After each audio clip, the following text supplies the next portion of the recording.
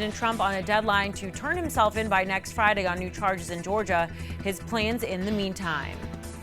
And good morning. Thank you for joining us. I'm Tara Lanazek. Happy Wednesday to you. Let's get a check of that forecast with meteorologist Skylar Spindler. If you're waking up to no rain this morning, not like yesterday, let's see what's in store for the day. Yeah, you're right. We're definitely waking up for a much better morning. It looks a little murky outside, but we could experience a spot shower or two moving through the day. And it's going to be very humid today, tomorrow, and into Friday. Next rainmaker rolling in our way for Friday. So that's what we're expecting right now as we start to head into what's left of this week. Satellite and radar just kind of seeing some of those showers offshore, a few moving over just the edge of the Cape area. I've got one back over here behind me in Connecticut. That one's trying to make its way, but by the time it gets towards us, it just falls apart. So right now, visibility, not too bad. Looks like 3 miles visibility in Pawtucket right now. But for the most part, we're all looking pretty good. Providence, 67 degrees. Winds are out of the northeast at about 5 miles an hour.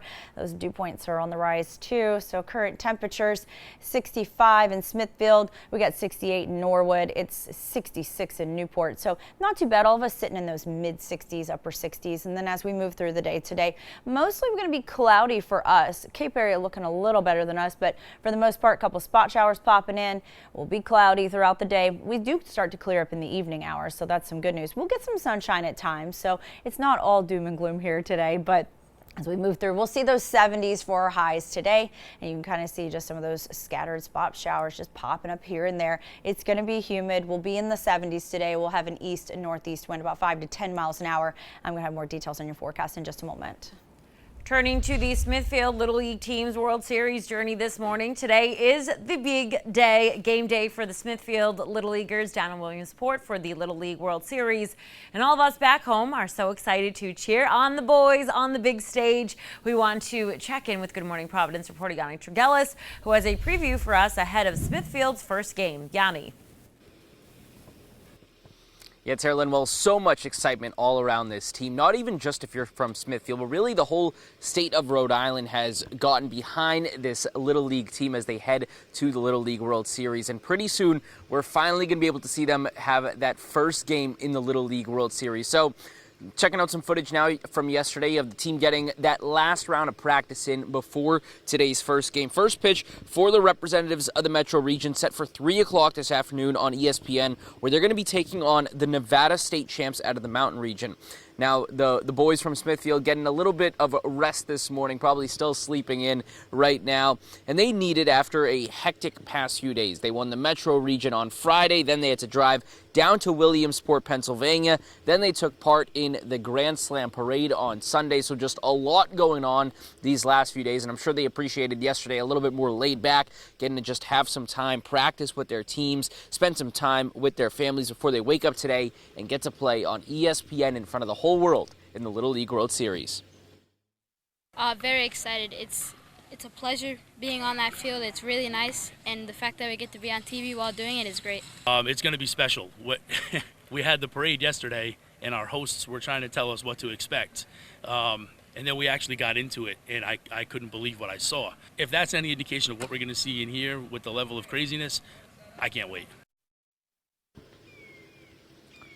Yeah, the whole state ready to cheer on those boys. Again, first pitch of their first game set for 3 o'clock this afternoon on ESPN against Nevada. And also, before that even starts at 11 o'clock, their day already gets going with the opening ceremonies where Smithfield and all of the other teams from all across the world will be taking part in the opening ceremonies, walking right onto the field with that banner representing the division that they won. We're live in Smithfield. Yanni Tregellis, ABC 6 News. And taking a look at a developing story this morning at 6:05, a controversial mixed-use project on Wickenden Street is being advanced, but now with a long list of conditions that are set in place. ABC 6 News reporter Josh Kerman was at last night's nearly 4-hour-long meeting on the Fox Point development as dozens of residents, they made their voices heard. Dozens of community members made their opinions known on a proposed 5-story complex, including 62 apartment units that would be located at 269 Wickenden Street. No self-respecting citizen, planning official, neighborhood group, or local residents should allow this turkey to get off the drawing boards. I have a reputation of being anti-development, and that's not true. I'm very pro-development.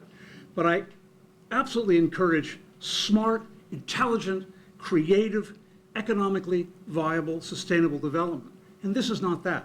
The building would include multiple commercial spots on the first floor, apartments above, and parking spots underground. A majority of public comment was in opposition to the proposed building, but several younger renters voiced their support for the project, saying Providence needs housing, one way or another. The city refuses to change to accommodate young people and renters.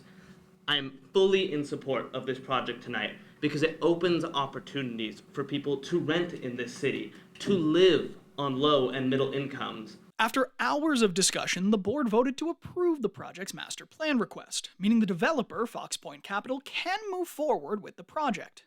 But there are stipulations, including taking a closer look at landscaping, drainage, signage, parking for deliveries, and the company taking another look at how it can reduce the size of its proposed fifth floor. Community members tell us this project moving forward is certainly a blow. It's very discouraging to go to meeting after meeting after meeting to very clearly see the support of so many people, so many small businesses, and the abutters supporting the denial of a project that very clearly doesn't belong on this very quaint street. It's very hard for people to keep their hopes up. All right, and taking a look outside with our ABC 6 sky cam out there at 6:07 this morning. Let's check in with meteorologist Skylar Spindler. She has your forecast.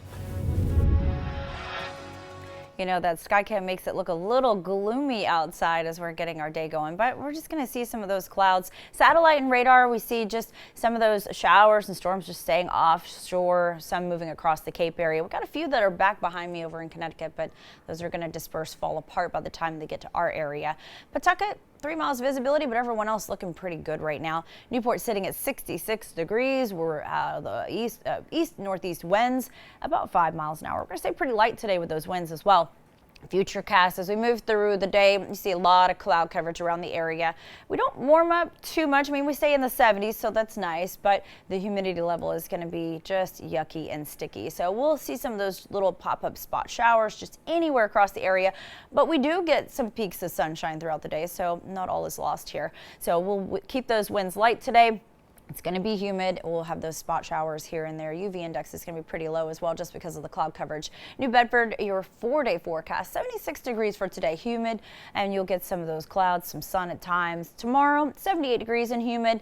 Friday, we got those 2 rounds of showers moving in. The first round in the morning, and then the second round more. We'll have the showers and thunderstorms in the afternoon. High of 81. By Saturday, you're drying up much better, 79 degrees. I'm going to have your 7-day forecast coming up in just a moment.